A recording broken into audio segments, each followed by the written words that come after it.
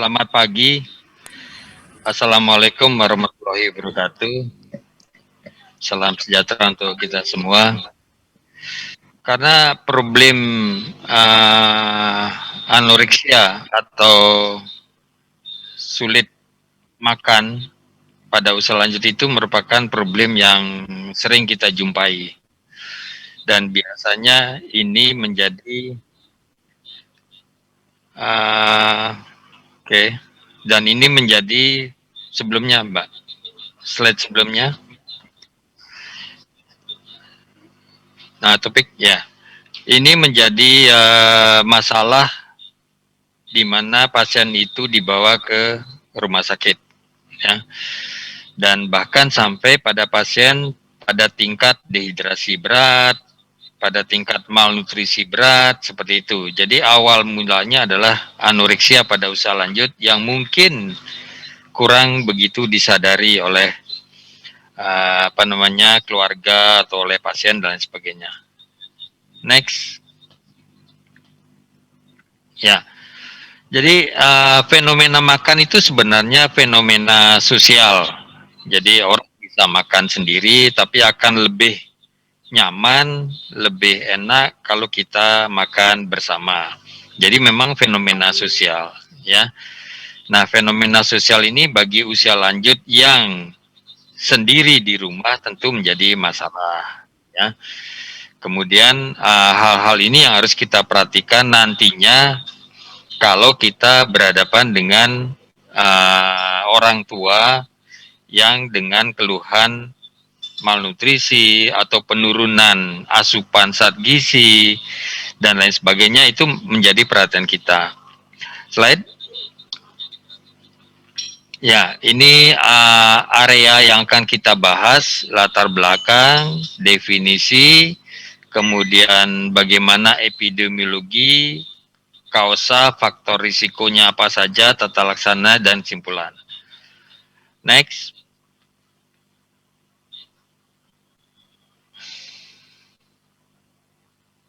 Ya, anoreksia atau sulit atau tidak bisa makan atau tidak mau makan pada usia lanjut itu merupakan salah satu sindrom geriatrik yang kita sebut sebagai inanition atau malnutrition.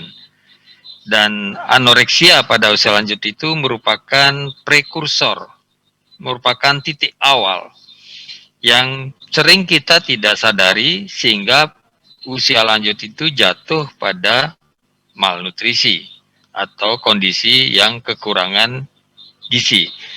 Jadi ini merupakan suatu sindrom geriatrik dari 14 sindrom yang kita miliki, ya. Ada imobilitas, ada instabilitas, dan lain sebagainya.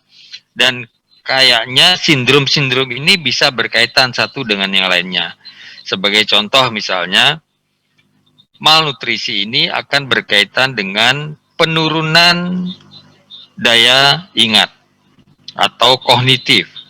Malnutrisi ini berkaitan dengan mudahnya orang tua itu mengalami infeksi. Jadi jangan dibayangkan sindrom ini berdiri sendiri, tetapi saling terkait satu dengan yang lain pada usia lanjut itu. Ya, itu yang harus kita perhatikan, ya. Kadang-kadang kita hanya fokus pada satu sindrom, padahal sindrom itu adalah akibat dari sindrom yang lain yang menjadi pokok permasalahan pada orang tua itu. Jadi kita cara berpikirnya mengatasi sindrom geriatrik itu bahwa kita sadar bahwa itu terkait satu dengan yang lain dan kita harus bisa memetakan mana sih sebenarnya yang menjadi sumber pokok masalah yang kita hadapi pada usia lanjut, ya. Karena pada usia lanjut jarang itu berdiri sendiri.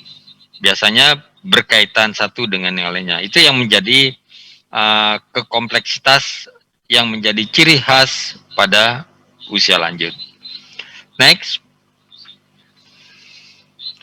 Nah, kita tahu tadi sudah disinggung oleh Ketua DPP ASDI, ya, bahwa usia lanjut itu akan meningkat, terus meningkat di dunia maupun di Indonesia, ya. Dan sekarang Indonesia sudah termasuk negara dengan aging population, jadi sudah berstruktur tua karena persentase usia lanjutnya di atas 60 tahun itu sudah lebih dari 7%. Nah, apalagi di Jogja, Jogja yang paling tinggi, mungkin sekarang udah 13,8, 13,9%, ya. Kemudian di dalam kelompok usia lanjut ini yang mengalami anoreksia pada usia lanjut itu di populasi, di komunitas maksudnya itu sekitar 25 sampai 30%. Jadi sepertiganya yang ada di masyarakat. Dan ini akan menjadi meningkat kalau beliau itu di institusi, misalnya dirawat di rumah sakit, kemudian masuk rumah perawatan atau nursing home, itu akan menjadi lebih tinggi, menjadi 2 kali lipat dari masyarakat, mungkin 60-70% lah, seperti itu ya. Sehingga ini menjadi perhatian awal kondisi malnutrisi pada usia lanjut, sehingga kita bisa melakukan hal-hal yang lebih lebih awal, lebih dini ya. Anoreksia pada usia lanjut sering terabaikan. Kan di pendahuluan tadi saya sebut biasanya pasien atau usia lanjut itu dibawa ke rumah sakit atau di keluarganya menjadi sadar setelah mengalami malnutrisi, infeksi dan lain sebagainya dan lain sebagainya. Pada awalnya adalah dimulai dengan anoreksia pada usia lanjut. Ini sering terabaikan dan sering dianggap, nah ini yang celaka lagi, tenaga kesehatan kita-kita, dokter, ahli gizi, perawat, dan lain sebagainya, menganggap ini bagian dari normal aging. Wah sudah tua memang begitu, nah seperti itu. Ya, sehingga deteksi dini dan tata laksana sering terabaikan. Dan ini akan menimbulkan konsekuensi penurunan berat badan, penurunan massa otot atau sarkopenia, penurunan kualitas hidup, timbul penyakit, bahkan kematian atau mortalitas. Jadi dapat disimpulkan, next slide, anoreksia pada usia lanjut yang sering terabaikan dan sering dianggap normal, proses normal karena menua itu tentu akan berakibat buruk terhadap kualitas ataupun kuantitas hidup. Sehingga kita harus peduli dengan melakukan screening awal. Nah, ini. Jadi kita punya tools melakukan screening awal sehingga kita bisa menentukan apakah ini mengalami anoreksia pada usia lanjut atau tidak. Dan sehingga kita bisa menata laksanai dengan baik, dengan komprehensif, dengan holistik. Kenapa kata-kata itu muncul? Oleh karena latar belakang anoreksia pada usia lanjut itu adalah complicated, kompleks, tidak mungkin sederhana. Baik biologik, baik morbiditas, baik lingkungan, maupun psikologik itu berpengaruh semua. Dan itu harus kita petakan sekali lagi, sehingga kita bisa menata laksanai dengan holistik, dengan komprehensif, seperti itu. Ya, next slide.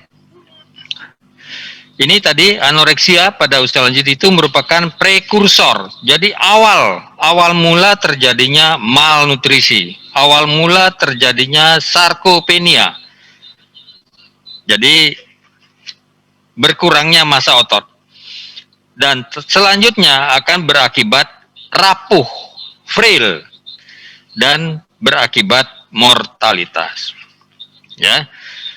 Itu yang harus menjadi perhatian kita, sehingga bagi ahli gizi ataupun kita dokter-dokter yang bergerak di bidang pelayanan pada usia lanjut, mungkin ini harus kita lakukan screening anoreksia ini harus kita lakukan secara rutin, sehingga kita bisa melihat bahwa ini adalah prekursor terjadinya keadaan-keadaan yang lebih buruk lagi.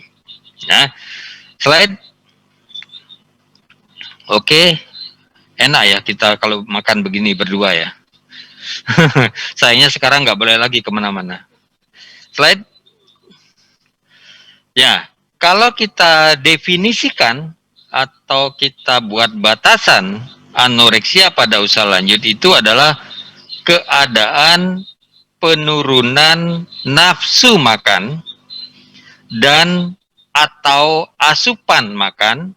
Jadi asupan makannya menurun, nafsu makannya menurun, yang selanjutnya bisa berkembang menjadi malnutrisi dengan status kesehatan yang buruk, seperti kualitas hidup yang menurun, timbul penyakit, atau kalau sudah punya penyakit menjadi bertambah berat, morbiditas, dan akhirnya bisa meninggal atau mortalitas. Ya, hal ini berkaitan dengan penurunan berat badan yang tidak dikehendaki, sarkopenia, penurunan status fungsional yang mula-mula beliau independen, bisa melakukan sendiri, akhirnya menjadi dependen. Hilangnya kemandirian aktivitas sehari-hari pada usia lanjut. Jadi ini merupakan poin penting di mana kita harus bisa deteksi dini pada lansia-lansia yang masih mandiri, agar dia di kemudian hari tidak berkembang menjadi tidak mandiri, frail, morbiditas, dan mortalitas. Jadi artinya pada saat ini dengan perkembangan ilmu, mestinya orang menjadi umur panjang itu adalah hal yang sangat-sangat mungkin, ya, karena ada ilmunya, ya, sehingga bagaimana agar kita yang hidup sekarang bisa berumur 70, 80, 90, bahkan lebih dari 100 tahun. Maksudnya begitu, tetapi tetap kualitas hidupnya tetap yang optimal. Bukan maksimal tetapi optimal, ya, karena pada usia lanjut itu sudah terjadi beberapa penurunan fungsional. Ya, slide. Patofisiologi atau hal yang mendasari anoreksia pada usia lanjut itu adalah banyak, multiple. Bisa mencakup biologik, biologik itu artinya di badan. Bisa mencakup sosial, apakah orang tua itu mengalami isolasi sosial atau loneliness, kesepian. Nah, itulah. Kemudian faktor lingkungan, ini menyangkut finansial, ekonomi, ya, itu lingkungan, dan problem medik. Nah, artinya di dalam kita melakukan assessment anoreksia pada usia lanjut, harusnya kita dapat menentukan apakah ini kombinasi biologik, sosial, lingkungan, atau problem medik. Mungkin nanti kita lihat di studi kasusnya, itu faktornya apa, seperti itu ya. Karena masing-masing faktor ini mempunyai jalan keluar masing-masing, gitu loh maksudnya. Dan kita tidak bisa menentukan satu saja, beres, pasang NGT, beres sudah, bukan begitu maksudnya ya. Kita harus melakukan evaluasi benar-benar, ini faktornya apa sih, jangan-jangan pasien itu depresi, seperti itu. Jangan-jangan pasien itu kesepian, seperti itu ya. Jangan-jangan duitnya nggak punya. Nah, jadi hal ini harus kita lakukan di dalam usia lanjut.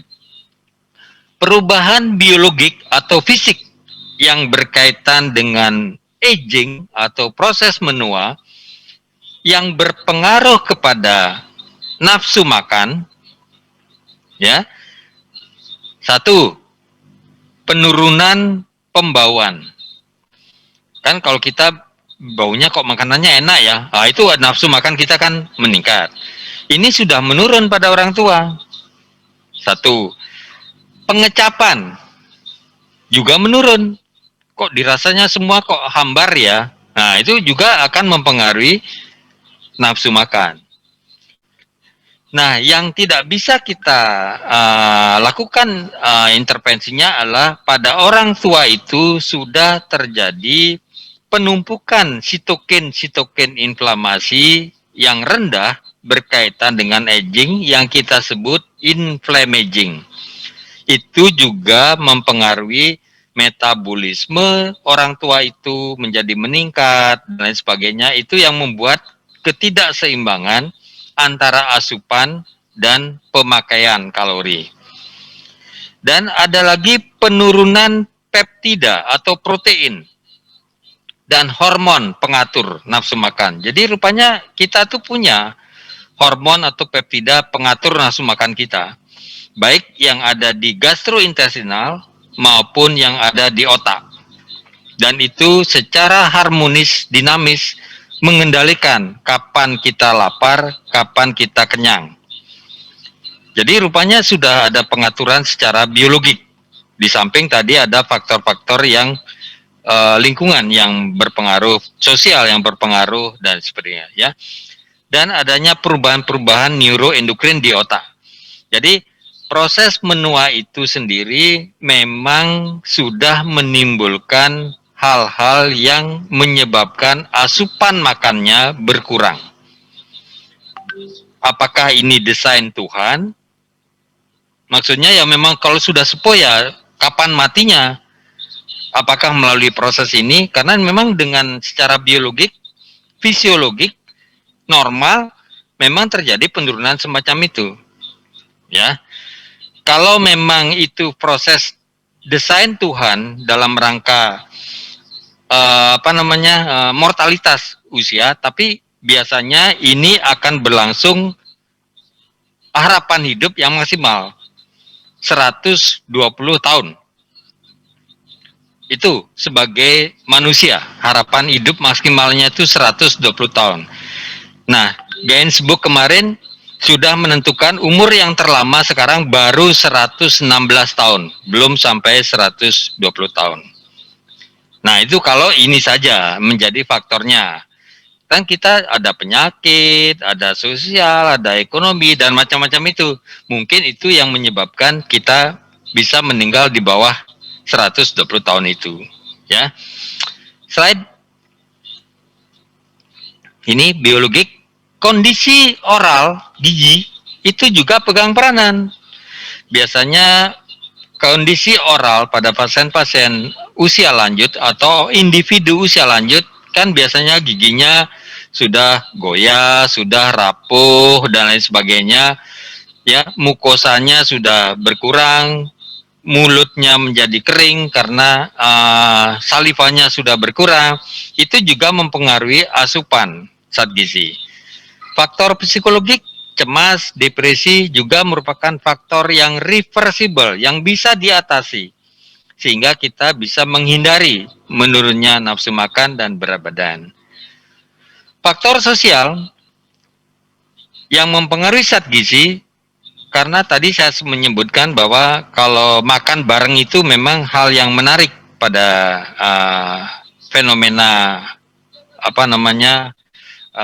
anoreksia, mengatasi anoreksia zat gizi ini. Itu fenomena sosial sehingga kesepian, gangguan mobilisasi, inkontinensia urin alfi dapat mempengaruhi atau mengurangi partisipasi untuk melakukan aktivitas sosial. Tentunya akan berpengaruh kepada asupan zat gizi.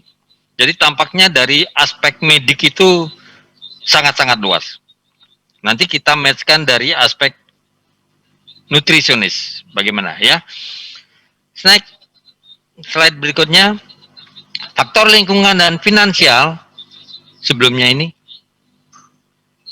slide sebelumnya, berpengaruh terhadap asupan zat gizi, ketiadaan uang, hambatan akses untuk berbelanja misalnya.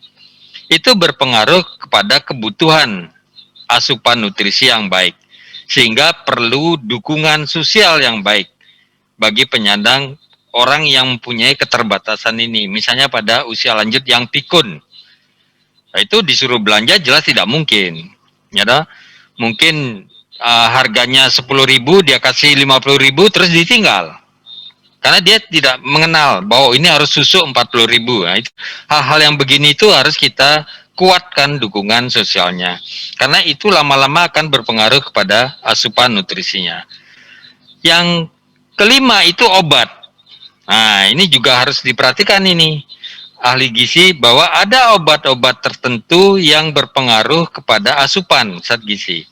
Dan sudah diketahui sekitar 250 obat yang berpengaruh kepada pembauan, berpengaruh pada pengecapan, berpengaruh kepada berkurangnya saliva, mulut kering, dan berpengaruh terhadap terjadinya konstipasi atau sulit buang air besar. Itu semua berpengaruh kepada penurunan nafsu makan atau asupan makan. Ini bagi beliau-beliau yang bekerja di rumah sakit, kita harus perhatikan ini. Ya. Next. Nah, penapisan tadi saya bilang, kita harus melakukan screening sebagai bentuk tata laksana awal. Apa toolsnya yang bisa dipakai? Ada MNA, Mini Nutritional Assessment yang sudah terkenal itu. Kemudian ada SNAC, Simplified Nutritional Assessment Questionnaire. Kemudian ada RGA, Rapid Geriatric Assessment. Dan ada FACT, Functional Assessment of Anorexia and Cachexia Therapy Questionnaire. Nah, yang biasanya kita pakai di Indonesia itu adalah MNA. Di sana sudah ada juga asupan. Di sana juga ada nafsu makan. Di sana juga ada penurunan berat badan. Tetapi yang di luar, yang awal, itu nutritional assessment dan screening ini mengarah kepada memang anoreksia geriatri, maka kita melakukan manajemen dan intervensi lebih lanjut. Kemudian dari SNAC kita lanjutkan ke MNA, sehingga kita dapat bagaimana tentang dukungan sosialnya, bagaimana tentang problem mediknya ada tidak, bagaimana tentang obatnya ada tidak. Jadi kita melakukan assessment lanjutan setelah SNAC, sehingga nanti kita dapat manajemen dan intervensi yang holistik. Biasanya dalam manajemen atau intervensi pada pasien-pasien dengan keluhan tidak mau makan, tidak bisa makan, itu ada intervensi exercise, ada intervensi nutrisi, dan ada intervensi obat. Nah, yang sudah diketahui pasti bagi orang yang di usia lanjut, yang di komunitas, yang masih mandiri adalah intervensi exercise atau olahraga. Karena olahraga itu akan meningkatkan nafsu makan, kebersamaan juga meningkatkan nafsu makan, terjadi metabolisme yang pengeluaran energi dan lain sebagainya, itu yang akan memacu nafsu makan, ya. Sedangkan intervensi obat boleh dikatakan tidak signifikan berkaitan dalam menangani anoreksia pada usia lanjut. Kita mengenal obat-obat yang kita bisa pakai pada pasien-pasien kanker misalnya, megestrol asetat misalnya, itu akan bisa dipakai, tapi itu tidak begitu bermakna dibandingkan intervensi dua hal di atas tadi, exercise dan nutrisi, ya. Slide.